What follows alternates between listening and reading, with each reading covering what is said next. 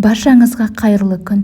Бүгін мен қаймақтан дайындалатын оңай әрі дәмді десерттің рецептімен бөлісетін боламын. Ең бірінші бір ас қасық ыссы суға желатинімізді ерітіп аламын. Ыдысқа шекер мен қаймақты салып, жақсылап миксерлеп аламын. Ерітіп қойған желатинімізді құйып, тағы да миксерлеймін. Енді мен бұл десертке йогурт қостым. Қаласаңыздар, йогурт қоспай қойсаңыздар болады. Бірақ бұл десертке ерекше дәм береді. Сондықтан мен қостым. Енді үстіне туралған алмамызды салып араластырамын.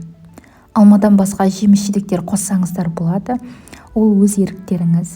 Енді арнайы ыдысымызға салып, холодильникке бірнеше сағатқа қоямын. Тіпті дәл осы күйінде ұсынсаңыздар болады. Қалауыңыз бойынша сәндейміз. Менде үйде шие болғандықтан шиемен сәндеп қойдым. Осымен десерт дайын. Міндетті түрде сіздер де жасап көріңіздер. Сіздерге ұнайтынына сенемін.